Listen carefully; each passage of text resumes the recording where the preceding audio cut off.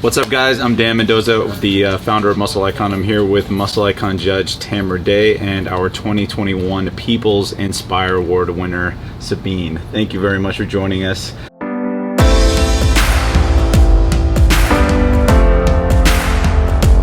Before we get started, I just want to tell a little bit about what the Inspire Award is for people that are new to this and are unfamiliar with our company. So the Inspire Award was something that Tamra was the kind of inspiration for, and we wanted this show to be a lot more about the person and their journey, the athlete and their journey, and not so much just about getting to the stage. The stage being just one aspect of this. The journey, the way you learn how to overcome adversity, go through challenges, the discipline you learn. We want to be able to connect you with the people that we felt were most inspiring from the 2021 South Bay Championships. It wasn't our initial plan to have two winners of this Inspire Award. Obviously 2020 brought us a year that was unprecedented and we didn't get to have a competition, but I think it also allowed us to expand the notion of the Inspire Award and what it really represents. And it's been actually a huge blessing to be able to translate what happens on stage, behind the stage, to also what goes on at home and to those that couldn't make it to the stage. So we opened it up to inquiries of people telling their stories.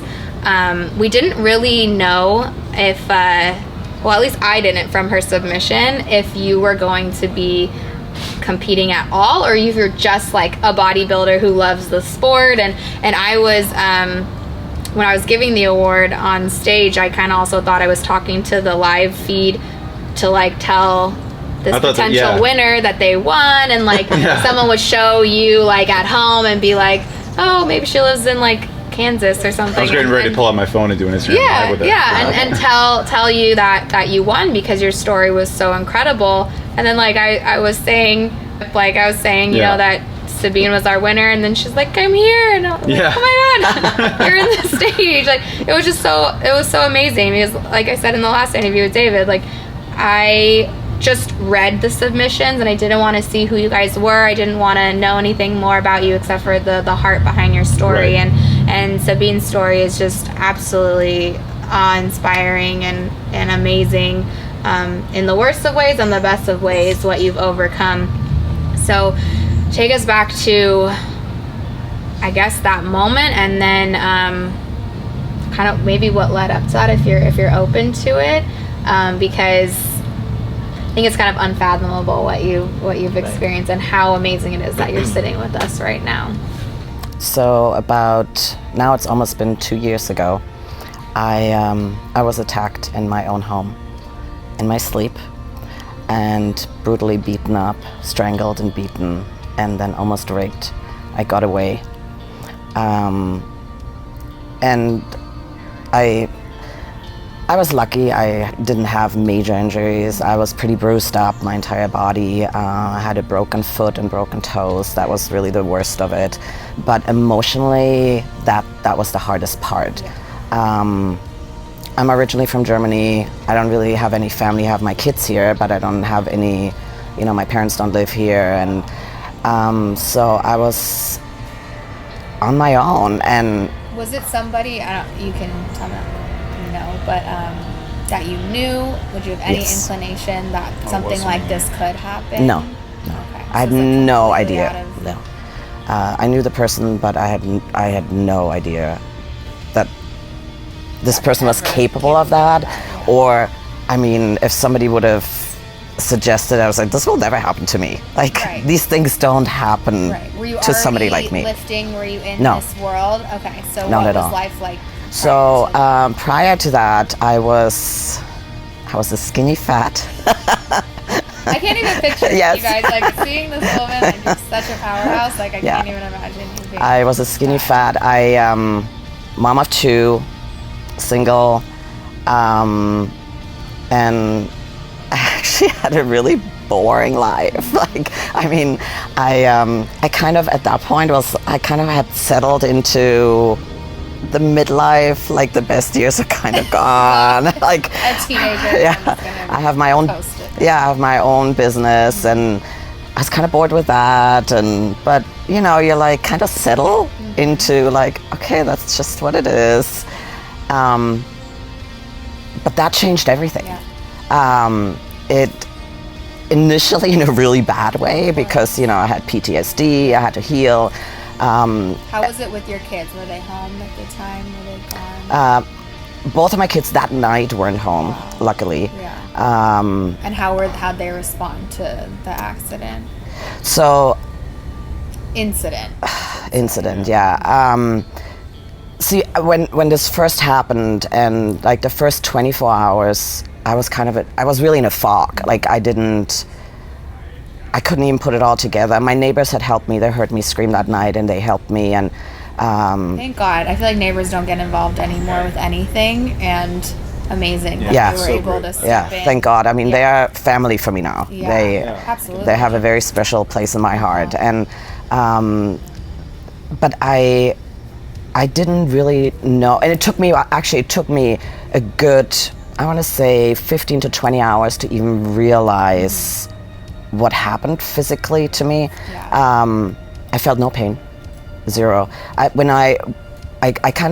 guess after the incident, I curled up in a corner in fetal position. I don't even remember. I remember waking up, the next morning and thinking, oh my God, what happened? And everything hurt, and I had received major blows to the head. I had no more hearing, I had no more balance. And I called a friend of mine who was a doctor, and I said, can you look at me? And he said, why? I said, because I got beaten up. They didn't rush you to the emergency room or anything that night? The neighbors just... No, and that's the weirdest thing. Like, nobody thought of calling the police. I couldn't think. I was so out of it. And nobody else did. And so what scared this person out of the house? Or like what made them... When the neighbors came. Oh, okay. Yeah. He did come back, but the neighbors were still there. And, they really were like... angels in your life, but they looked at you and didn't think to call an ambulance. No, nobody really. I think everybody was so in shock that, like, are you okay? And I was like, yeah, I'm tough. I was like, I'm fine. I'm fine. And then I just collapsed inside and just in a corner laid there, and and then I actually drove myself to my friend's house. Probably still in shock. And I said, I'm worried about my head. Can you look at my head? And he did, and he said, it doesn't look like there's any internal bleeding. Do you want me to look at the rest of your body? And I said, no, I'm fine. I'm good. Everything is okay. And I actually drove to pick up my daughter from a sleepover, and then my daughter was in shock, and she was like, what happened to you? Because my face was bruised up. By that time it's probably going into swelling. So did you ever get any kind of like scans or anything to check you out after that? No. You've literally just been healing on your own. So then I was pretending like everything was fine, and I wanted to play cool with my daughter. I didn't want to scare her, and I was like, no, we're fine. And my daughter was like, okay, let's go shopping. So we ended up going to Home Goods, and in Home Goods, I collapsed. I was like, everything's all of a sudden I was like, oh my God, I need to go home. And I went home, and I went to sleep, and I woke up and I thought, I really need to take a shower. And I took my clothes off, and I looked at myself in the mirror, and I thought, oh my God.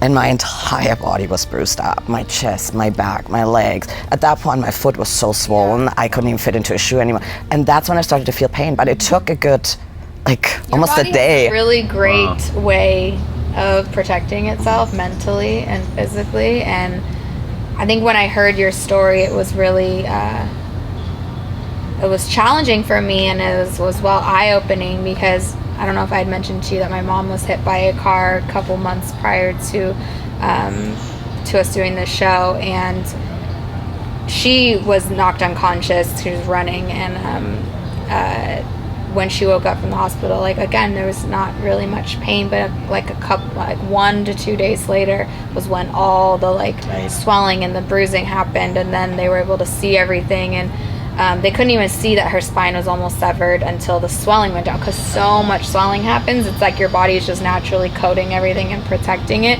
But even she doesn't remember the accident one bit, not the car, not the color, not the nothing about it. So our brains are just really So the fact that had she not been laying there in a pile of blood, they would have called an ambulance. She wouldn't have even known anything was wrong with her. She didn't break a bone, nothing happened. But that just shows like the human body is pretty profound. Oh, yeah. So you then finally go to a doctor because of the foot, right?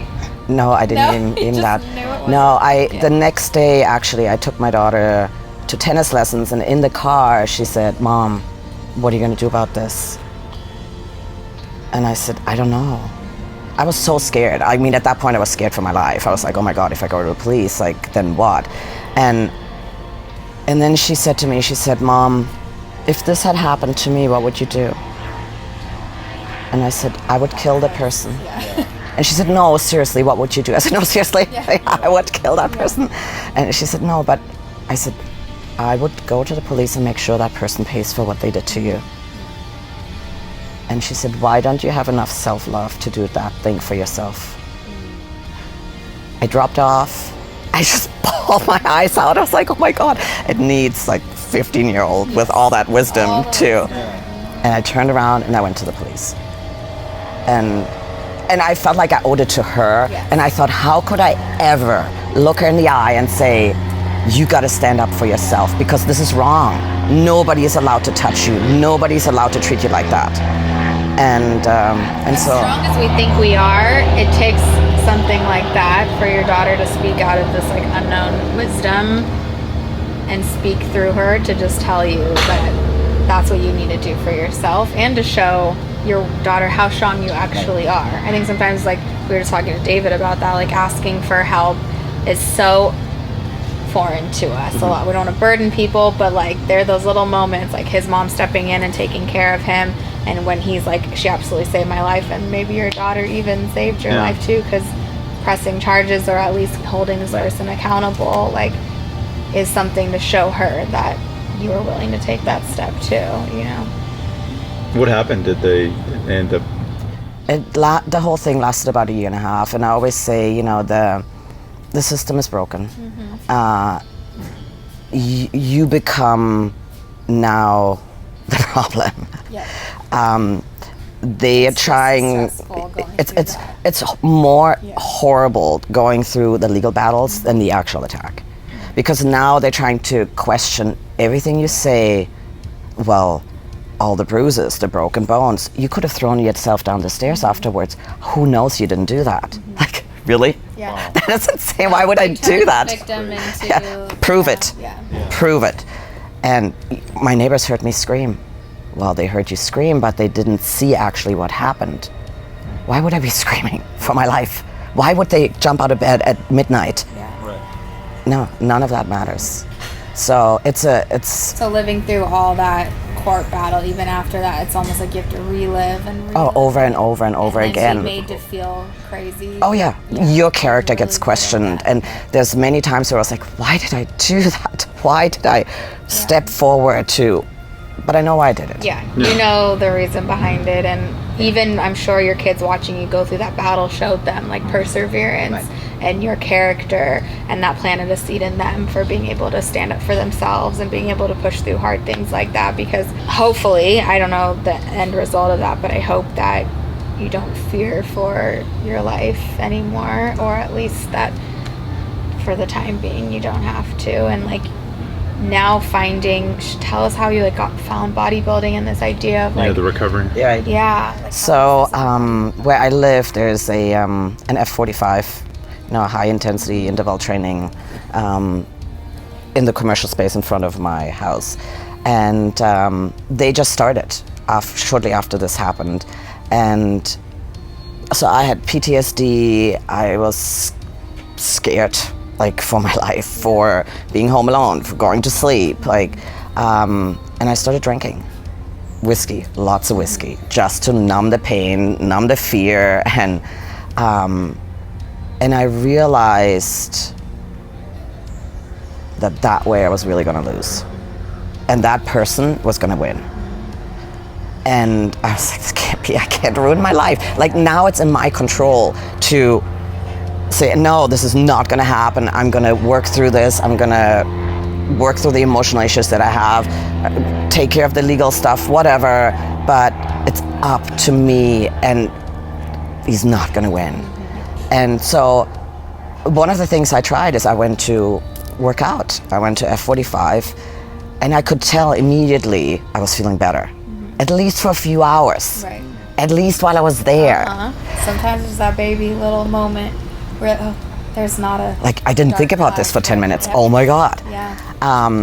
And then sometimes I went twice a day.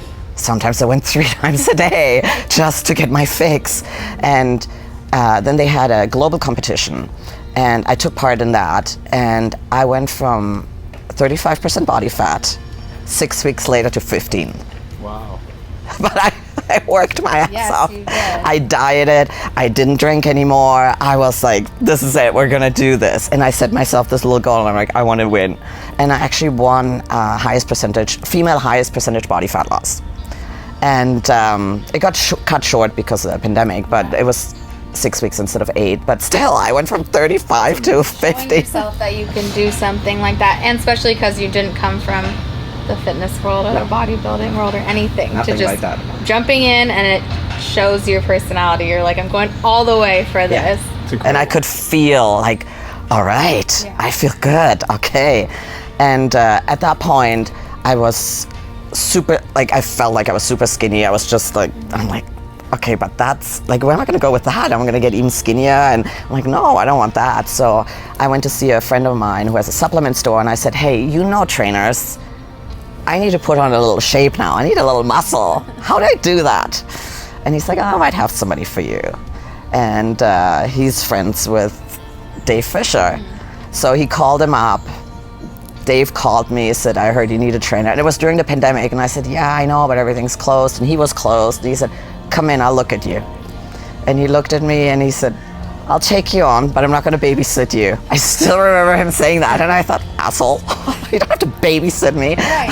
I'm in, I'm all in. So him and I started training in here together every single day. No lights, no AC. We would sneak in the back and train. It was like Rocky. It was like every day we worked hard. It was so amazing. And that just shows you, like what we were talking about earlier, the community of bodybuilding is the mindset. It's not just the aesthetic of people seeing, muscle growth or this like constant flex pictures and all the inundation of our physicality people see within this industry. It's the moments when the lights are off, when the sun hasn't come up yet, when you're deciding to get out of bed early, when there's somebody willing to take a chance on you or willing to like take their own time out to help you because they know the benefits of doing it. That's the whole reason I stay. Well, I left the industry when I got sick, but it pulls you back into it because for all the reasons that I don't love where it's gone or where it's going or what it's about, there's all this other beauty and heart behind it that for him to take you on and then be like, I'm not going to baby you, like I'm going to tell you, and you already know, you're like, I know life doesn't hand us great cards, but it's like what you make of it, and like watching that progress was probably amazing for your kids to see. And like now, how do you feel about, getting into an actual like bodybuilding gym, where it's not no qualms to F45, but like when you get the bug for it, it's like that doesn't leave you, that wanting to pick heavy shit up and throw it down and just keep doing that and like keep watching your strength grow. It's just, I feel like it carries over into our the way we think about life and like that idea of like consistency, repetition, and that things can be built upon. Nothing, literally. Like literally started from like negative 0. And that's why I love what you guys do, because it's about so much more. And that's what I realized. For me, it all starts with the mind. If you're like, when I decided that I'm not gonna let this kill me, because it could have, like people go down and that's it, my mind switched. I used to have a membership to 24-Hour Fitness, and my mind would tell me, be so much better to stay in bed. Or I have so much work to do, maybe not the gym today. Your mind is there to keep you in the comfort zone. And my mind would allow me to go to the gym maybe once or twice a week to do a little workout, right? That was before. But the moment I decided this is not gonna kill me, my mind actually came on board and said, and now we're gonna do this. And we get up at 4:30 every morning. and this is what we're gonna do. And once your mind is on board, you can do anything. And now if somebody were to tell me in the morning, you can't go to the gym today, I would probably cry. Be like, no, please let me go to the gym, please.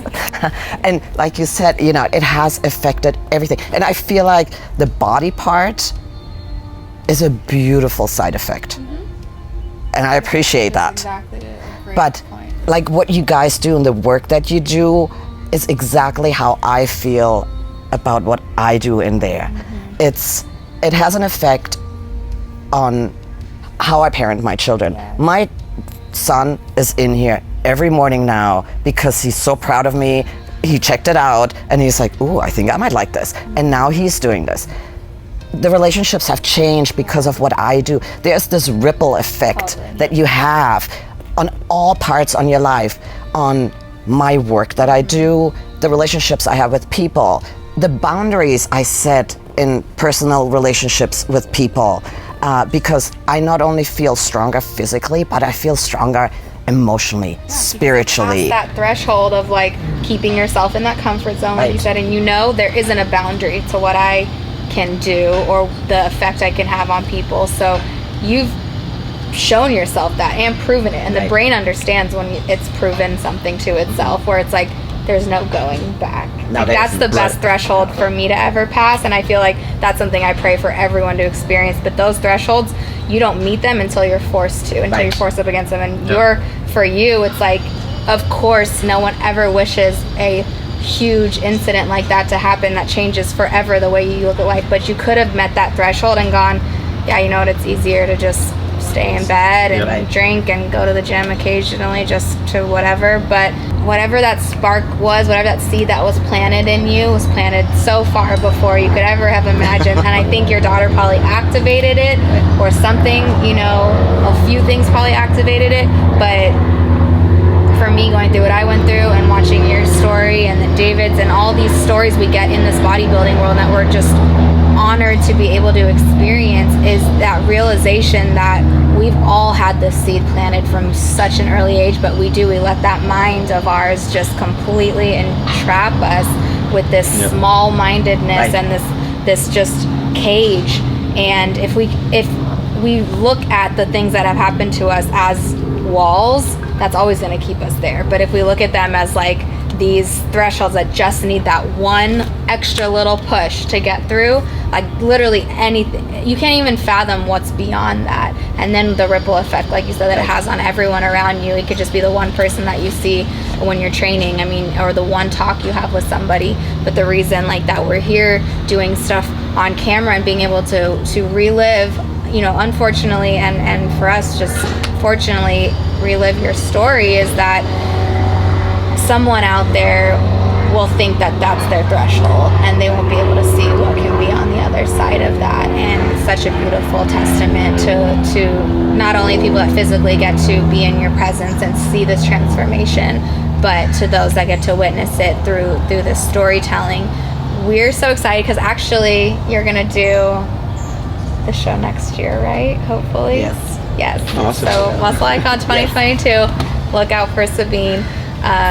Hopefully it inspires someone else to step on stage, because you might, like Dan was talking about with David, like you might think that to step on stage you'll have to have this knowledge of bodybuilding or have an understanding of gym life and etiquette, and but they were like in that world from skinny fat to being through an insane incident, drinking and being able to say enough to just like one person taking a chance on you, showing you some things, and now it's like you're about to do something unstoppable. It's so wild. And you know what I want to say is, to anybody who needs to hear this, you know, because life just throws us curveballs and challenges and all of that. I mean, I've been through a lot of that. I had cancer, I lost it all, I had this happening. Like I really feel like that